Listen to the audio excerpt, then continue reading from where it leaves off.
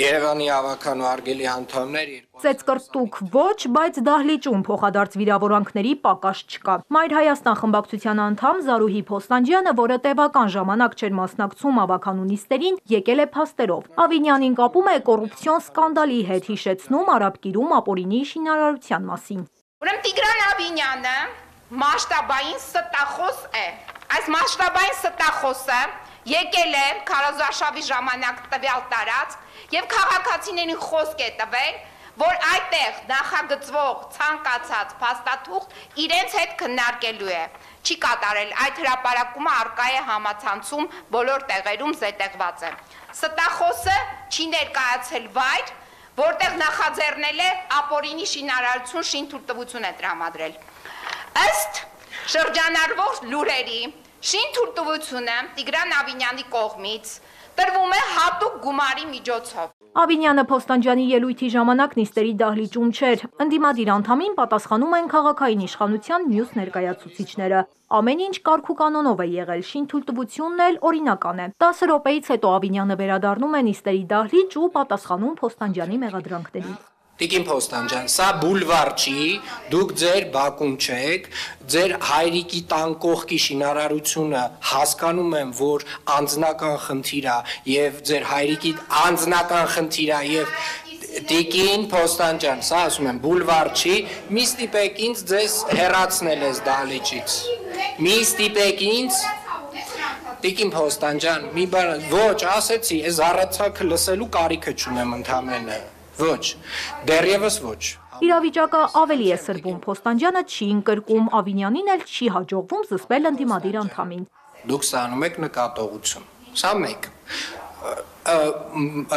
խանգարելու համար նիստը։ Այո, խանգարում եք, չէ, գիտեք, երբ որ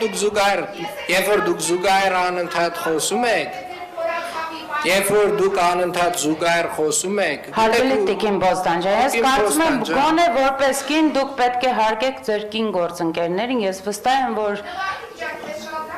նվաթիկ չի Տիկին Փոստանջյան, ես ձեզ Զարուհիկ չեմ անվանում, ես հասկանում եմ, որ դա մանկական կոմպլեքս է իկերով անվանակոչել մարդկանց եւ այդպես լավ զգալ իրանց։ Ազգային առաջընթաց խմբակցության անդամ Պետրո Զարոկյանը Ավինյանին հարցնում է, թե ինչպես է կարողացել իր գրպանից փոխհատուցել ԱՄՆ ուղևորության տոմսի գումարը $20,000։ Քաղաքապետի տարեկան աշխատավարձը կազմում է ընդամենը $30,000-32,000։ Իրականում business class-ով չեք թրել եւ first class առաջին դասի